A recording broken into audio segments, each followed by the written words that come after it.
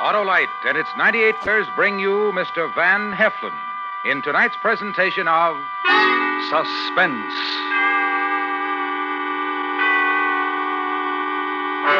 Tonight, Autolite tells of one of the great mysteries of the sea as we recreate the mystery of the Marie Celeste. Our star, Mr. Van Heflin.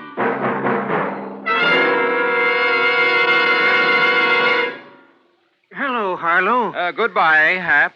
Goodbye. Sure, this is our last show till fall, Hap. Last chance to tell folks about switching to those inspiring, incomparable, and inevitable Autolite spark plugs. The spark plugs that are ignition engineered for the finest performance money can buy. What are you going to do this summer, Harlow? Keep an eye out for exasperated drivers with poorly performing cars, Hap. And then I'll say visit your Autolite spark plug dealer for a brisk brace of Autolite spark plugs, like the amazing Autolite resistor spark plugs, the double life spark plugs that make riding as smooth as a summer breeze. So call Western Union by number and ask for our friend, Operator 25. Yes, sir. Operator 25 will tell you the location of your nearest Autolite spark plug dealer. The man with ignition-engineered Autolite spark plugs, both standard and resistor type. And remember, from bumper to tail light, you're always right with Autolite. And now, Autolite presents The Mystery of the Marie Celeste, starring Mr. Van Heflin, hoping once again to keep you in suspense.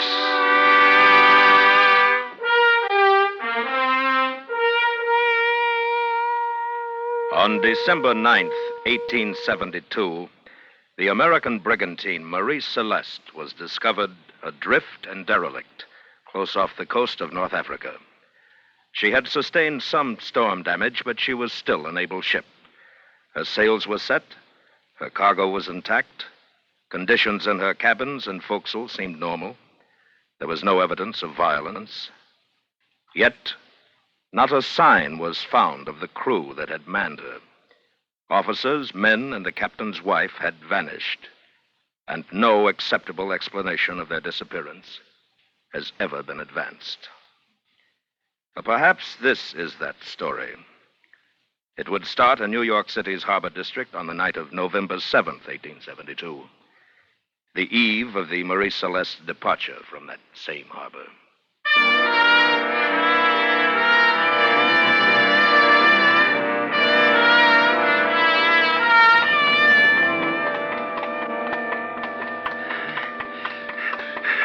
Stop! Stop or I'll shoot! Stop or I'll shoot!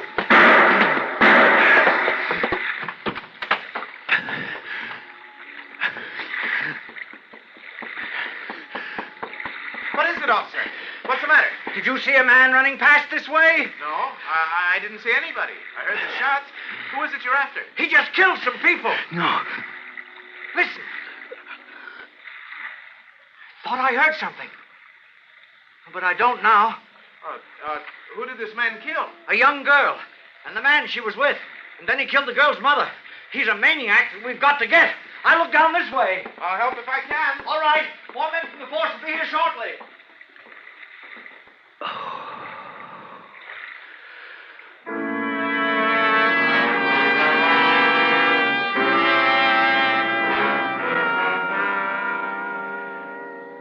I didn't remember killing her mother. Grace I killed because I couldn't help it. The man because he came after me when Grace was down, but I never meant to kill her mother. When I heard that I had, I wondered if the officer was right and that I was insane.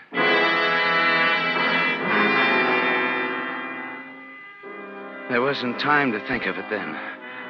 Only time to think of getting away. And through that night, I searched for a ship that was leaving soon.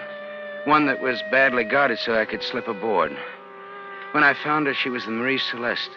And a drunken deck watch stayed in his sleep until I was hidden in the number 2 hole. There I passed 2 days in a dream. Neither fully awake nor asleep, but always thinking of the horror I'd done. And I knew that escape was wrong.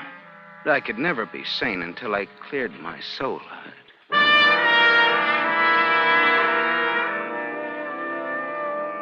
On the 3rd morning, I proceed to make my presence aboard known.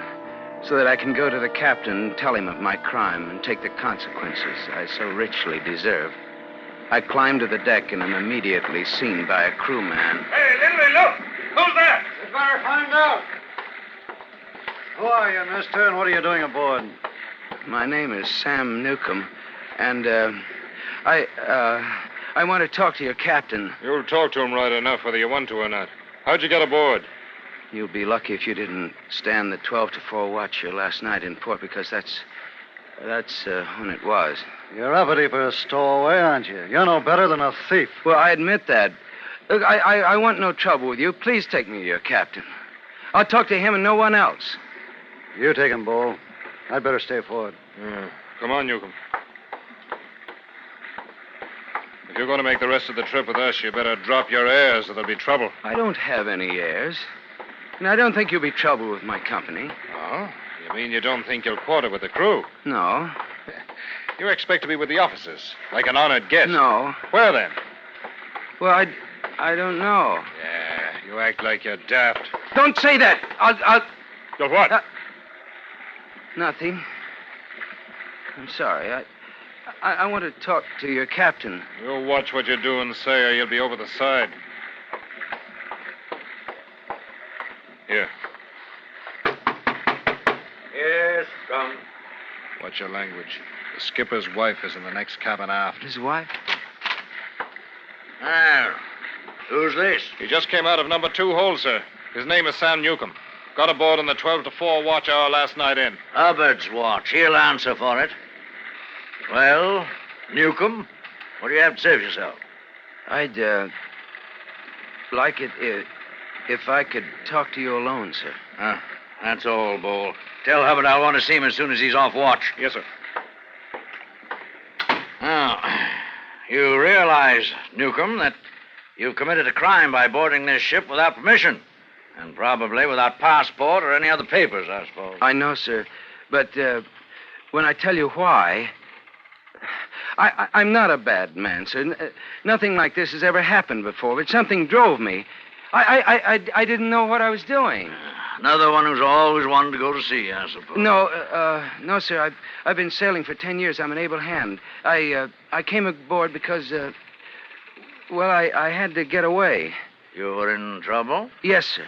I don't think it was my fault, but I am wrong. What kind of trouble? Well, there was a girl, sir, who I was in love with, and, I don't know what came over me, but... Yes? What'd you do to her? I found her with another man, and, I just had to get away, sir. A lovesick young calf, eh? Well, that doesn't condone... Ben. Oh, yes, my dear. Oh, I'm sorry. I thought I heard you talking. Yes, this is Mr. Newcomb. He came aboard illegally the night before we left. Well, where has he been? It's 3 days. In number 2 hold, ma'am. Have you had food and water? No, ma'am. Well, why haven't you come to us before this? I don't know, ma'am. He was going to tell me why he came aboard. I don't suppose it's important to anyone but me, but I felt that I had to get away, and... It was a girl. I almost guessed that. A broken heart? I thought it was. I know it sounds silly, but to me it seemed awfully serious, and I couldn't think of another way to leave as quickly as I wanted to. Yeah. Well, there's no other way I can allow an affair of the heart to influence what I must do in this case. Now, by reputation, I'm a fair and lenient I'm man. a seaman, sir. I could work my way. I'm not so sure that you deserve the chance. Whatever you say, sir. Ben. Oh, please, Grace. Great. What's the matter with you? Nothing, sir. My name. Grace is the name of the girl. Yes, ma'am.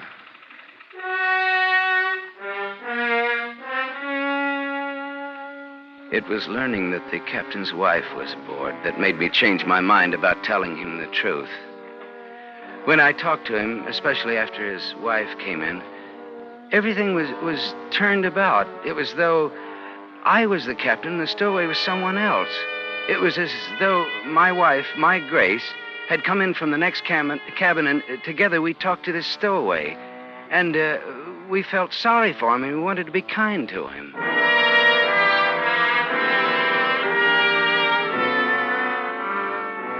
The wife can't be more than 3 or 4 years older than I.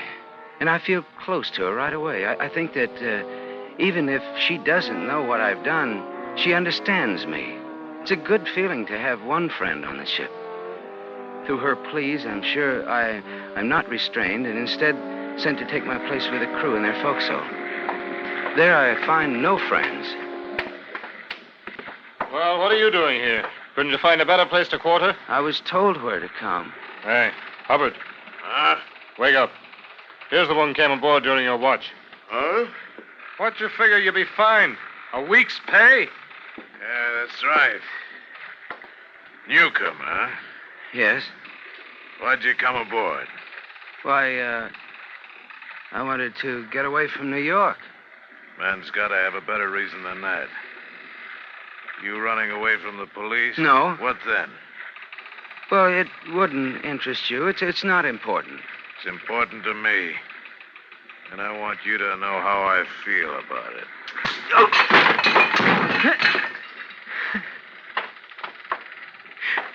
Are you going to get up? No. I don't want any trouble with you. You don't want no trouble. You caused me trouble, haven't you? I'll be called up in front of the captain because of you. Well, that's done. There's no way I can change it.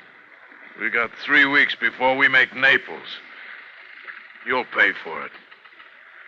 I'll see to that.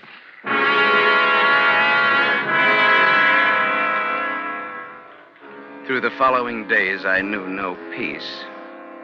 There were 4 deckhands and a first officer. And although I had reason to fight because of the way they beat me and used me, I didn't. I was afraid of my own violence now that I'd killed. The one named Hubbard, he was the worst. His eyes were always on me. And I wondered why. There was a night when I woke to find him bending over my bunk. He was smiling. And from that moment on, even in sleep, I felt him watching me.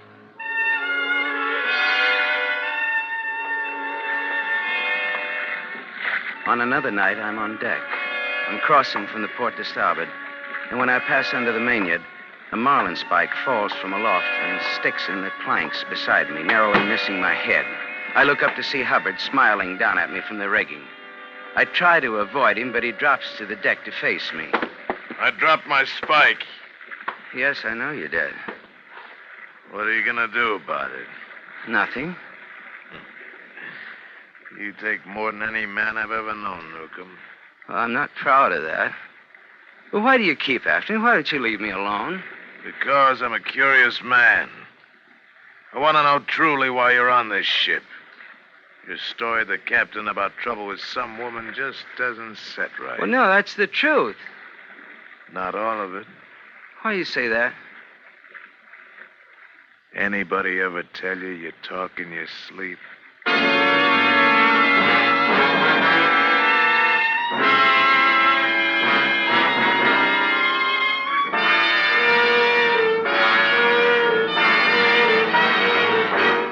Autolite is bringing you Mr. Van Heflin in The Mystery of the Marie Celeste.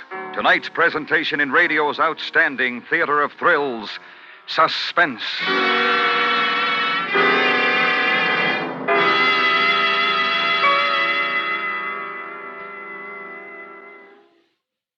Well, Harlow, this is it. It sure is, Hap. The Autolite resistor spark plug. The double-life spark plug that's the greatest advance in spark plug design for automotive use in the past 25 years. Well, I didn't mean the resistor spark plug, Harlow. I meant this is our last meeting till fall. Too bad. 2 bad, 3 bad, no matter how many spark plugs are bad. Get them all replaced with a set of sensational Autolite resistor spark plugs. The spark plugs that last twice as long and give smoother engine performance and really quick starts. And the Autolite resistor spark plug is only one of a complete line of Autolite spark plugs, ignition engineered for every use. Is Operator 25 going on vacation too, Harlow? No, sir, Hap. She'll be standing by to tell folks the location of their nearest Autolite spark plug dealer. Just call Western Union by number and ask for Operator 25. And remember, from bumper to tail light, You're always right with Autolite. And now, Autolite brings back to our Hollywood soundstage Mr. Van Heflin in Elliot Lewis's production of The Mystery of the Marie Celeste, a true report, well calculated to keep you in suspense.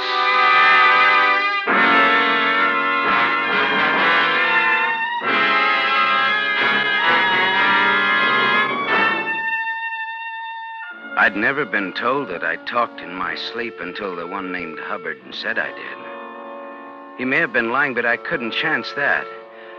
Therefore, I carefully abstained from regular sleeping habits, allowing myself short naps only when I knew that Hubbard was at the helm or some other ship's business that he couldn't leave. The horror of what I had done became a secret that pressed against my head, wanting escape. But I held it in, and I took the abuse of the men aboard.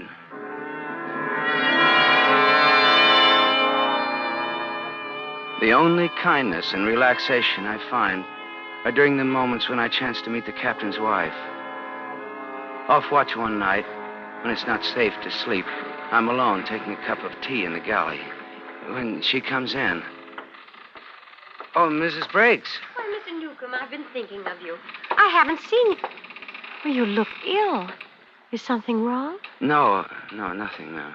My sleep hasn't been so good. And your cheek is bruised. What happened? Oh, it's nothing serious. Just some trouble with the other hands. Have you told the captain? No, ma'am. Why not? I shall. No, please, please don't. I've caused enough trouble. I wouldn't want there to be any more. May I have some tea, Mr. Newcomb? Oh, yes, ma'am.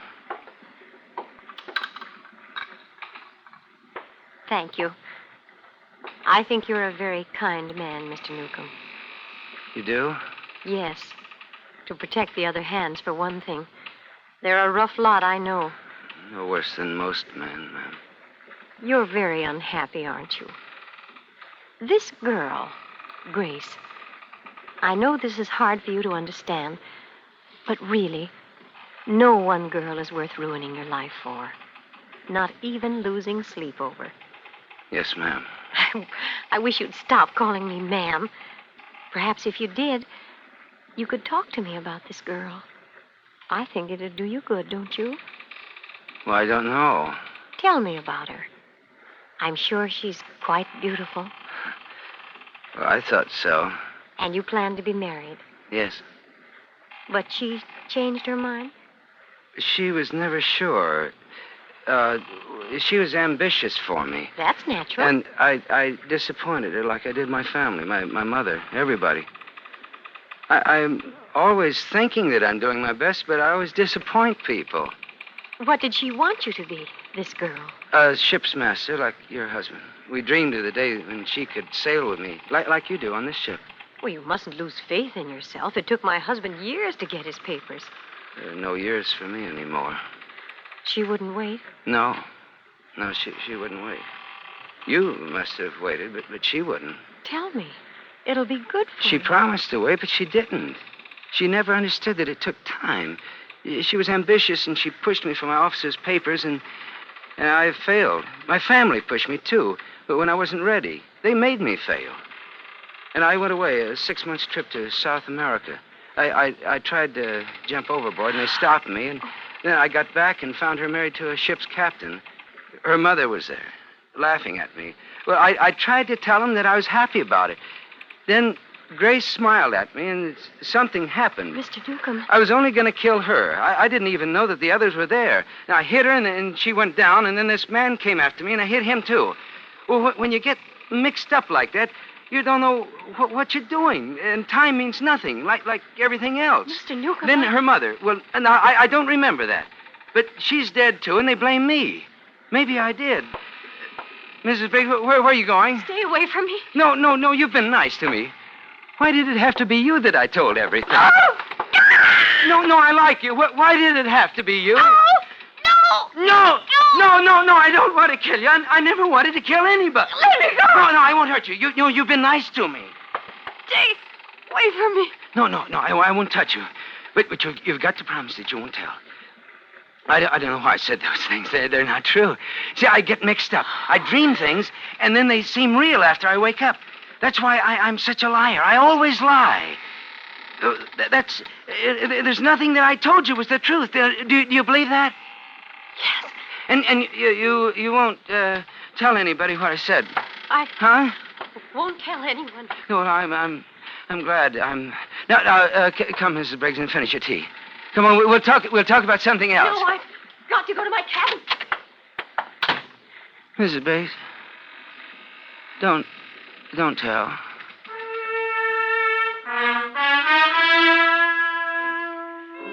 I knew she would tell. So I hid. I went back to the number 2 hole where I'd felt safe before. They found me there. I don't know how much time passed. I see their lantern as they come closer. The truth is out. There's no place for me to go. So I stand up and wait.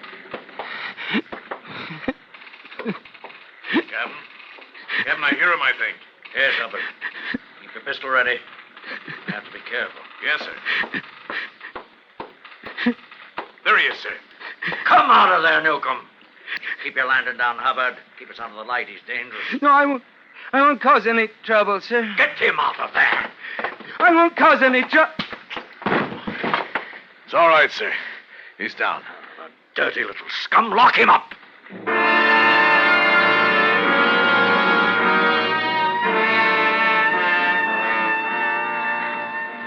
I'm not sure how many days passed, but I found comfort in being locked up because I could sleep without the fear of Hubbard leaning over me, listening for what I might say. Then there was one night when shouting on deck woke me up. I couldn't hear the words being in the middle of the ship.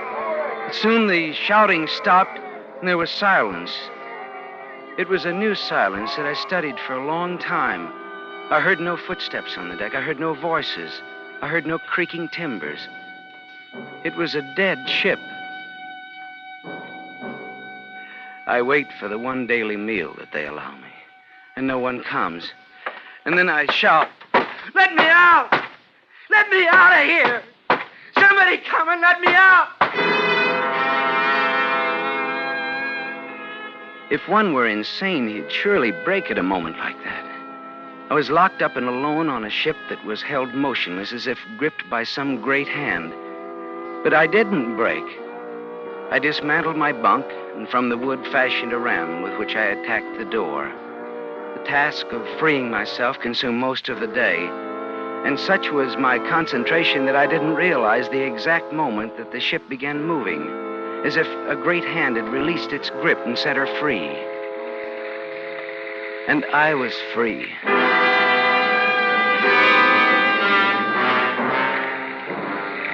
I come out on deck to find a cloudless sky and empty sea horizons all around, as if I'm alone in the world, the wheels spinning idly with no one to attend it. I lash it after fitting a new course to the sails she's wearing. The whole ship is mine. I am master and crew. I found peace and well-being, as if I've been absolved of any wrongs I ever did. Because what, if not Providence, held the ship that night and sent the others to certain death in the endless sea? What, if not kind Providence, decided that I alone would survive? The meek and the humble shall inherit the earth. This narrative I swear to be true. And on the 2nd day of December, the year of our Lord, 1872, I hereby sign it and seal it in a bottle to be delivered to the ocean's currents, in the hope that someday it'll drift back to the hated world from which I am forever parted.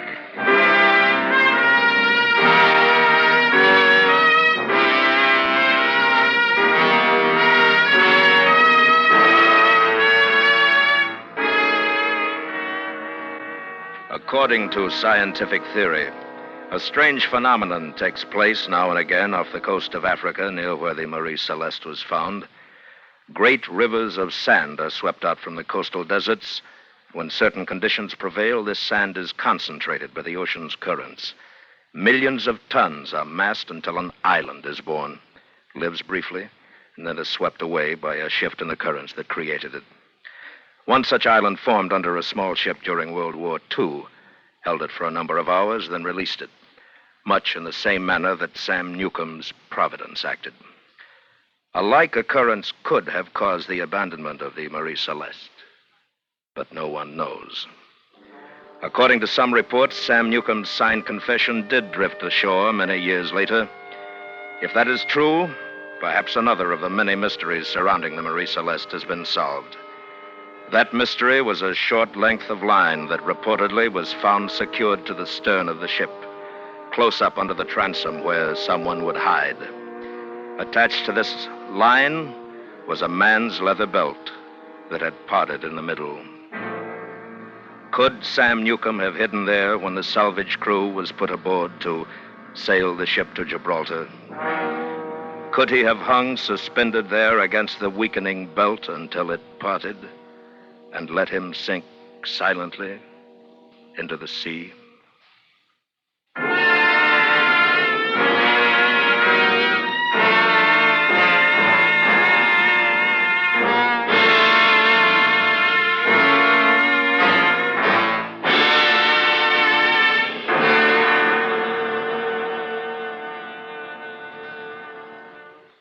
Suspense, presented by Autolite. Tonight's star, Mr. Van Heflin.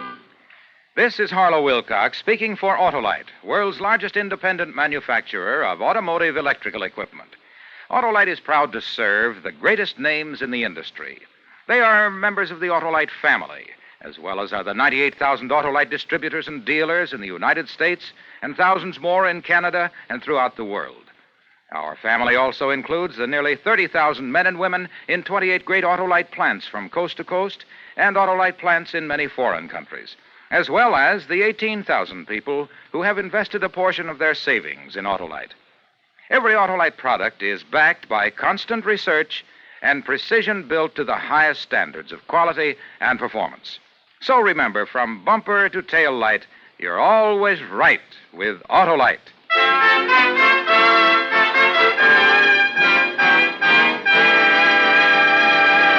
Now I'd like to bring to the microphone a member of the Autolite family, the producer-director of Suspense, Mr. Elliott Lewis. Tonight's Suspense program is the last for this season. Suspense on television will continue through the summer. Starting next week at this same time, CBS Radio will present a new series of true crime mysteries, crime classics by name, which I heartily recommend to be worth your listening until Suspense returns in September. And so until that time, all of us of the Autolite family thank you for your support and attention during this last season. We'll see you in September on Suspense. Suspense is produced and directed by Elliott Lewis, with music composed by Lucien Morawick and conducted by Lud Gluskin. The Mystery of the Marie Celeste was adapted for Suspense by Gil Dowd. Featured in the cast were Joseph Kearns, Jeanette Nolan, Paul Frees, Dan O'Hurley, Hal Gerard, and William Conrad. Van Heflin may currently be seen in Shane, a George Stevens production for Paramount.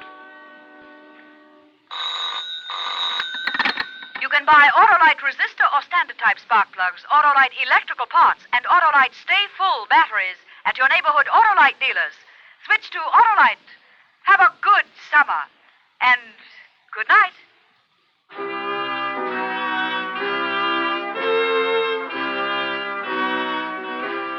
This is the CBS Radio Network.